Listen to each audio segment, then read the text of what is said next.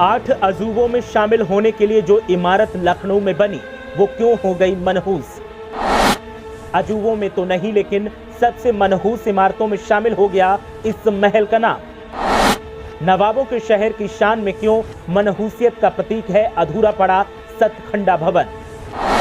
सतखंडा को क्यों मनहूस कहा जाता है और क्यों कोई नवाब इसका निर्माण पूरा नहीं कर सका? उत्तर प्रदेश में तमाम इमारतें ऐसी हैं जो भारत के समृद्ध इतिहास की गवाही देती हैं, चाहे वो आगरा का ताजमहल हो या फिर लाल किला, चाहे वो लखनऊ का इमाम बाड़ा हो या फिर भूल भुलैया।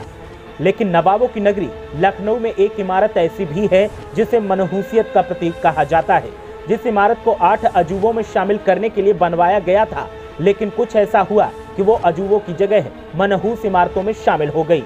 हम बात कर रहे हैं लखनऊ के सतखंडा की। सतखंडा के पीछे का आखिर ऐसा क्या रहस्य है जो कोई नवाब इसका निर्माण पूरा न करवा सका, और ऐसा क्या हुआ कि सतखंडा मनहूसियत का प्रतीक बन गया? तो हर राज्य से आज पर्दा उठेगा और आपको बताएंगे सतखंडा का पूरा रहस्य। दरअसल यूपी की राजधानी लखनऊ में नवाबों की बनाई हुई कई इमारतें हैं जिन्हें देखने के लिए न सिर्फ देश बल्कि विदेशों से भी बड़ी संख्या में पर्यटक आते हैं। हालांकि नवाबों के शहर में एक ऐसी इमारत भी है जिसे आज तक दर्शकों के लिए कभी खोला नहीं गया। हम बात कर रहे हैं हुसैनाबाद में घंटा घर और पिक्चर गैलरी के ठीक बीचों बीच बने सतखंडा की। ये इमारत देखने में बेहद शानदार है और कई एकड़ में फैली है। सतखंडा को अवध के तीसरे बादशाह मोहम्मद अली शाह ने 1842 में बनवाया था। 1837 में बादशाह ने सत्ता संभाली तो उसका सपना था कि लखनऊ में एक ऐसी इमारत बने जो कि शहर की सबसे ऊंची इमारत हो, जिससे पूरे लखनऊ को निहारा जा सके।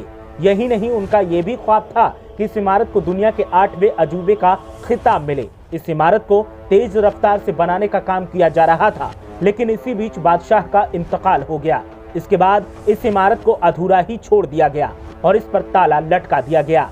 नवाब ऐसा मानते थे कि अगर किसी इमारत के निर्माण के वक्त उसे बनाने वाले की मौत हो जाती है तो उसे मनहूस मानकर उसका काम आगे नहीं बढ़ाया जाता है।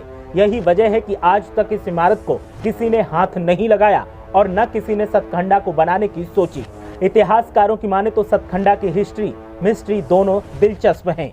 इसके साथ कुछ इतिहासकार बताते हैं कि इसे 9 खंडा बनना था। ऐसे में अगर इसे 9 खंडा और दुनिया की सबसे ऊंची इमारत बनना था तो ये इमारत 9 मंजिला होती, लेकिन ऐसे में इसे सतखंडा नाम क्यों दिया गया, ये अपने आप में एक बड़ा सवाल है। ये बात बहुत से इतिहासकारों ने कही है कि बादशाह की मौत के बाद इसे मनहूस मानकर इसका काम बीच में रोक दिया गया, लेकिन इसे किसी ने पूरा नहीं किया। ये 4 मंजिला इमारत अभी भी अधूरी है, लेकिन इसे प्रमाणित करना थोड़ा मुश्किल है। सतखंडा को मनहूस इसीलिए कहा जाता है क्योंकि जिसने इसको बनवाना शुरू किया वो इसका निर्माण पूरा भी न कर सका और मौत हो गई।